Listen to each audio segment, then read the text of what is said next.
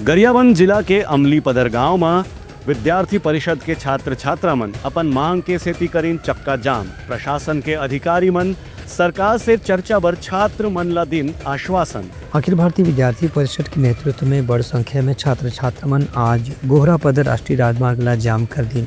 छात्र छात्रा मन के कहना है कि उनका 3 सूत्रीय मांगों पर जब तक के अनुकूल ढंग से विचार नहीं हुई तब तक उमन अपन चक्का जामना बंद नहीं करी। मन के कहना है कि सरकार ने इस संबंध में आज ही कोई अनिवार्य रूप से फैसला भी करना पड़ी। ये मौका में छात्र मन के आंदोलन न देखत मैनपुर के एसडीएस, अमलीपदर के तहसीलदार और मैनपुर के बीईओ के साथ में देवभोग, अमलीपदर, इंदा गाँव के थाना प्रभारी मन भी पहुँच गए हैं। गरियाबंद जिला के बड़े अधिकारी मन से चर्चा करे के बाद छात्र छात्रा मन उमन के आश्वासन से संतुष्ट हुई। उमन के कहना है कि राज्य सरकार की कोई प्रतिनिधि से जे आश्वासन मिली तब हम आंदोलन ला समाप्त करी। जो गोहरापदर हाई स्कूल है तो वहाँ 2 शिक्षकों की नियुक्ति की उन्होंने बात कही है। 2 शिक्षकों की नियुक्ति की उन्होंने बात कही है और वो बोले हैं कि 1 हफ्ते के अंदर हम इनका स्थानांतरण कर देंगे, नियुक्ति कर देंगे।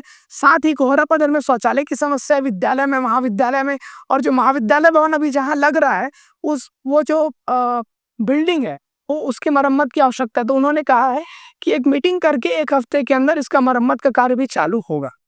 शासकीय स्कूल और कॉलेज के लिए छात्रों द्वारा यहाँ धक्का जाम किया गया था। सभी प्रोसेस में है और काम जितनी जल्दी हो सके स्टार्ट कराया जाएगा। और कुछ मांग ऐसे हैं जो शौचालय से संबंधित है, उसको 1-2 दिन के अंदर स्टार्ट करा दिया जाएगा, समाप्त करा दिया जाएगा। Bureau report, Udalangha news.